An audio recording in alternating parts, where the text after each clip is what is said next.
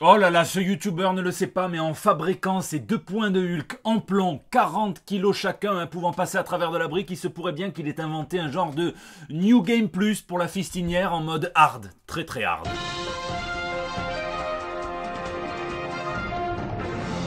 À ce qui paraît, tu gagnes un point si c'est bien ébavuré. Hein. Bon, j'ai pas tenu mes promesses. Hein. Non pas que je me lance en politique, hein, mais je n'ai pas sorti le décryptage du 3e tome de Hoxpox ce dimanche. Il me fallait tout simplement une semaine de plus. Non pas que je me sois prélassé devant la série The Boys, la saison 2. Hein, non, ça, j'en ai pas parlé, mais on va en parler très bientôt sur la chaîne en partenariat officiel avec Amazon Prime. C'est juste que Jonathan Hickman est tellement vaste, tellement profond dans son récit, qu'il fait appel à tellement de textes à droite à gauche que je me retrouve à lire des bouts de ci, des bouts de ça. En plus, si tu ajoutes à ça la préparation de la toute première de Commis Joueur, hein, l'émission qui va remplacer Sculpturo Gaming, ça sera sponsorisé par Philibert et on va jouer à un jeu pour essayer d'empêcher, d'enrayer le plan de Thanos. Je vous en dis pas plus, vous avez peut-être deviné dans les commentaires le jeu, il est dans la liste de toute façon que je vous mets dans la description. Je suis déjà vert d'avance, hein, et puis il y a aussi les festivals qui reprennent et j'ai l'honneur d'être invité encore une fois, hein, pour la 3e année consécutive à Bulberry, à Bourges, hein, le week-end des 3 et 4 octobre prochains. Je viens pas tout seul, je serai accompagné de mon homeboy, de Bruno Bessadi. On fera une conférence dessinée à la médiathèque, ça portera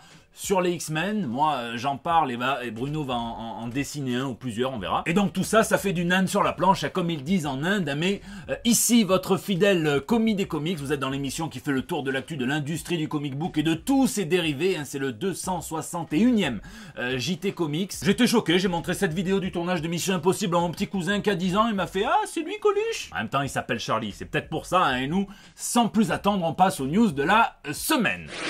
Caïd et GPS. L'application de navigation Waze s'associe à Warner DC et a fait enregistrer des voix à Kevin Conroy, l'acteur qui prête sa voix à Batman, entre autres dans la série animée de 92 qui a fêté ses 28 ans cette semaine, mais également à Wally Wingert, qui lui est le doubleur de l'homme mystère dans les jeux Rocksteady. Il s'amuse à te faire galérer dans toute la ville comme un tom-tom pas à jour en plein centre de Paris. Du coup, sur votre GPS, vous pouvez sélectionner l'un ou l'autre et pendant tout le trajet, ça joue sur l'antagonisme entre les 2 personnages. En gros, quand vous arrivez à votre but, soit vous avez réussi à vaincre Batman, soit l'homme mystère, suivant qui vous avez pris. Les avatars des voitures sont modifiés aussi, c'est la petite Batmobile ou la petite Riddler mobile. Ils ont fait ça pour le Batman Day, ça sera disponible jusqu'au 31 octobre, donc foncez, hein, sauf si vous êtes à pied comme Spider-Man ou le Caïd, qui semble nous avoir caché 2-3 trucs, puisqu'après Superior Spider-Man, eh bien c'est au tour du mafioso Spider-Man, puisqu'un modeur a pris le jeu PS4 Spider-Man, a animé le corps du Caïd avec les mouvements de Spider-Man, ça donne un truc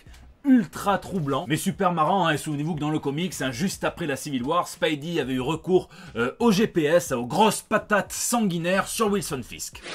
Wakanda. Il semblerait qu'on ait eu droit aux premières images de Black Panther 2, à moins qu'il ne s'agisse de Akon City, la ville que l'artiste Akon compte financer intégralement au Sénégal et qui sera modelée, inspirée du Wakanda. Même si j'ai un petit peu l'impression qu'il a plus vu la version Axel Brown ou Dorsel. Hein. Enfin, dites-moi, il n'y a que à moi que ça saute aux yeux, je dois m'inquiéter ou... C'est un projet de ville techno-futuriste à 6 milliards de dollars. Hein. C'est à 100 km de Dakar. Moi, ça me paraît quand même un petit peu luxe, mais néanmoins, il y aura par exemple un hôpital qui accueillera 5000 lits. Il y aura un complexe, tout un complexe dédié à l'éducation, un technopole, de quoi se divertir avec un grand stade multifonction, une police. C'est d'une ambition folle, alors vous pourriez me dire ça pue l'ego, oui c'est normal, je pense que Akon n'en est pas dépourvu, là même à la Namor, il a créé sa propre monnaie, Laycoin, et en attendant il va quand même créer pas mal d'emplois en Afrique, un lieu de vie favorable et je pense clairement que c'est un projet qui mérite d'être surveillé de près, une belle expérience. Je trouve ça fascinant, je suis sûr que tous les fans de science-fiction vont vouloir aller tourner des films là-bas, ou peut-être les fans de dystopie aussi, puisque s'il n'a pas pris en compte la montée des eaux, il est un peu dans la merde. Beaucoup y réclament une statue ou un hommage quelconque à Chadwick Boseman, donc l'acteur qui est décédé la semaine dernière à 43 ans d'un cancer du côlon. Il y a un article de The Hollywood Reporter qui répond à une question que je trouve intéressante. Non, Disney ne savait pas apparemment pour la maladie de Chadwick Boseman. Un avocat spécialiste du cinéma et de la finance explique que les gros studios n'ont pas recours finalement aux cautions de bonne fin qui donc impliquent un dédommagement au cas où le projet serait foiré pour une raison ou une autre, et donc qui peut impliquer un examen médical pour les stars sur lesquelles reposent ces projets. Ça serait plutôt en vigueur dans le cinéma indépendant, bizarrement, et je vous rappelle quand même que vous et moi, si on fait un prêt, un gros prêt, pas un petit truc Sofinco, eh ben, on est obligé de déclarer à l'assureur du prêt tout problème médical. Vous pouvez toujours leur mentir, mais si ça c'est, ils vous feront vous asseoir sur un bâtiment d'Acon City. Le plus triste dans l'article, c'est quand on apprend que Chadwick Boseman, apparemment une semaine avant de mourir, pensait qu'il allait pouvoir vaincre le cancer et revenir en forme pour Black Panther 2. Et le plus beau des hommages, c'est peut-être un des plus beaux, c'est peut-être Comixology qui a rendu disponible gratuitement la quasi-intégralité des chapitres de Black Panther, toutes époques confondues. Et vous pouvez par exemple vous jeter sur le run de Reginald Hudlin, qui a notamment fait de Shuri la Black Panther. Et d'ailleurs les spéculateurs ne s'y trompent pas, puisque la toute première apparition de la sœur de T'Challa dans le Black Panther numéro 3 de 2005 se vend déjà à 800 balles sur eBay, normal, en plus c'est en CGC, donc c'est quand le comics devient un pur objet. Au voleur! Tiens, j'ai une petite devinette pour vous. Quelle est la meilleure marque d'imprimante photocopieur sur le marché? Epson? Non. Canon? Non. Brother? Non. HP? Non. C'est la Greg Land, en tout cas c'est celle que Marvel utilise depuis des années, il en semble très content. L'artiste Greg Land a encore franchi la limite de l'utilisation de références photos, c'est tout à fait normal pour un artiste d'utiliser des références photos, parfois ils les prennent eux-mêmes, vous avez les bonus d'ailleurs à la fin de Coyote où vous voyez un petit peu comment Caitlin Yarsky a fait ses photos pour faire ses références. Mais quand tu prends des photos, que tu les décalques, que tu rajoutes 2-3 trucs à l'ordinateur pour faire croire que c'est toi qui as tout travaillé, c'est limite. Alors qu'il recycle son propre art, pourquoi pas, je connais certains artistes qui prennent soin d'éviter ça pour le lecteur. D'ailleurs, je pense que La Chose, il a clairement pris comme modèle une tortue qui ken. Ça fait des années qu'il décalque des photos. Certains disent même du porno. C'est vrai que les poses sont assez évocatrices, mais je n'ai pas trouvé la référence. Et Dieu sait si j'ai cherché. Mais là, la ligne rouge, elle est franchie quand il décalque le travail de ses collègues artistes. Ils se sont cassés le cul pendant des heures à trouver une composition, un chara-design, une originalité, tout ça pour se faire décalquer. Il y a une très longue liste, mais le dernier en date, c'est Tristan Jones qui a travaillé sur Alien chez Dark Horse. C'est là que c'est repassé à Marvel. Ils font un omnibus, ils ont fait faire la couverture à Greg Land et il s'est arrangé, il a fait son petit cocktail, il a pris ses deux photos, paf, il a pris la position de l'une, les cotes de l'autre. Il n'a pas pensé à prendre les cotes des mannequins Dior de la grande époque, puisqu'à ce qui paraît, et j'espère que c'est le cas maintenant, l'anorexie n'est plus encouragée dans ce genre de milieu. Il a pris un œuf grandeur nature NECA, c'est une recette sans plagiat. Il a pris des œufs du jeu Alien, Colonial Marines, il s'est dit ça sera peut-être moins grillé que le film. Moi je pense clairement qu'il s'en bat encore plus les œufs que Tom Cruise de sa nouvelle moto, mais la vraie question qui demeure, c'est pourquoi est-ce que Marvel continue de lui fournir un parachute malgré les nombreuses polémiques à son égard.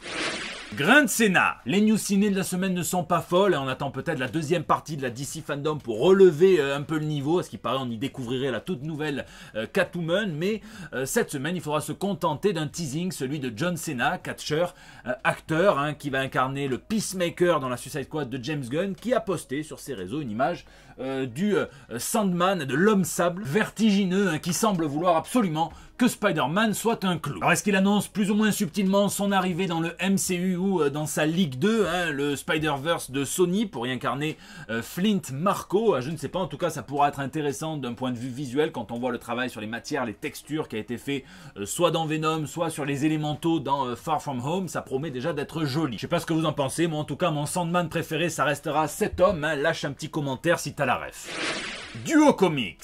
Quelques news comics, et dans sa newsletter, le scénariste James Tynion de Force a dévoilé le plus vieux rival de Batman. Il a déclaré qu'il s'apprête à recycler une idée qu'il avait eue pour un comics Batman avec l'énergie d'un shonen dans lequel il avait envisagé un Bruce Wayne en formation, donc Year 1, 2, 3, calmez-vous les Algériens. Donc on était plus dans un Bruce Wayne Robin auquel il aurait donc opposé le rival qui aurait été donc un ennemi bien plus entraîné comme Batman, qui l'aurait fait galérer. Donc ça, ça a été recyclé puisque maintenant il peut plus, Batman c'est Batman, ça a été recyclé, ça devient le Ghost Maker qui a la particularité de se battre en Sarwell, prouvant ostensiblement qu'il a voté pour Benoît Hamon aux dernières présidentielles. Tynion déclare que ça sera le parfait inverse de Batman, sauf qu'il oublie qu'on l'a déjà eu, ça en 1984, Wrath, qui était un gamin dont les parents criminels ont été tués par une jeune recrue de la police de Gotham, James Gordon, et donc qui s'applique à tuer les flics avec la même détermination et les mêmes méthodes que Batman pour les criminels. Il avait même même eu son propre Robin, c'était un sacré d'elle, et en tout cas je vous laisse me dire ce que vous pensez du design de Jorge Jiménez dans les commentaires. Et pour ceux qui viennent de rentrer en première et qui ont coché philo sur leur menu de matière à prendre de l'éducation nationale, eh bien